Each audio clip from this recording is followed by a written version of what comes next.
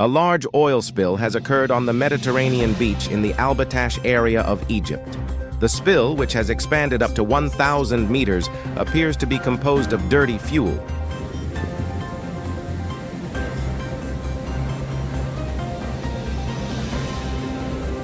A resident of the area who has lived there for some time expressed concern, stating that this is the first time such an incident has occurred in the region. They fear that the oil spill could have devastating effects on the local marine life, impacting both the food chain and the climate.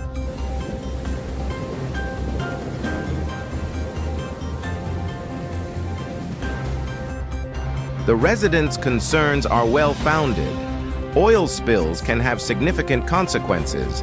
They harm sea creatures, disrupt ecosystems, and can render seafood unsafe for consumption. Furthermore, they can devastate coastal communities by ruining beaches and impacting local economies.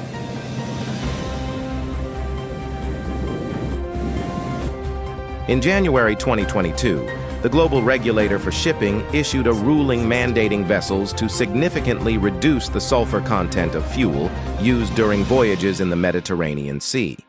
This decision is part of broader initiatives aimed at cleaning up the shipping industry and reducing its environmental impact.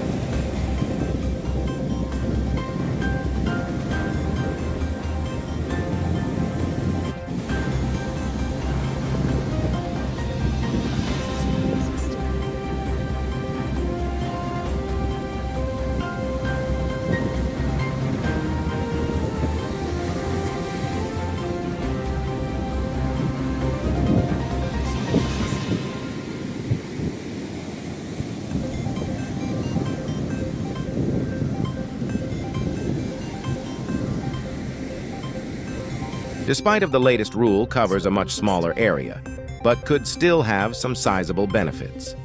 It's set to prevent more than 1,000 premature deaths and 2,000 cases of childhood asthma annually. More than 30,000 vessels operate each year in the Mediterranean, a major route for oil tankers, also important for ships carrying consumer goods and other commodities like grains.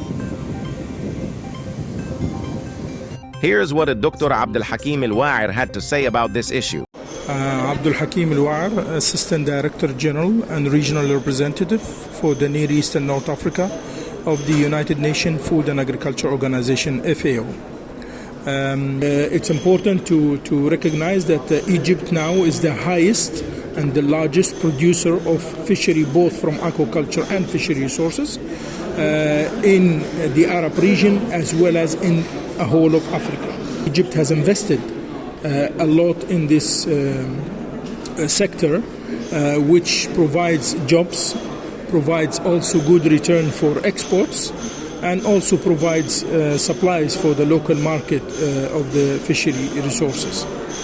However, this sector is faced with a lot of challenges. I think besides the regulation of the fishery seasons, it's also facing the pollution challenge that comes from oil spills and wastage spills in the sea.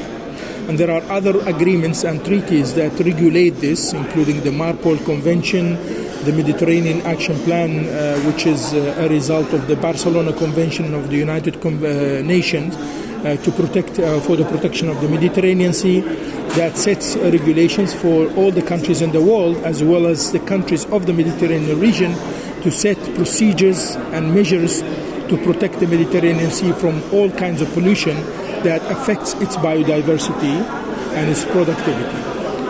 Oil spills remains a major challenge. There are strict regulations now under the Maritime Organization that controls the amount of oil the ships carry during their travel through shipping canals like Suez Canal or through the ports. They have to report the amounts they have in storage.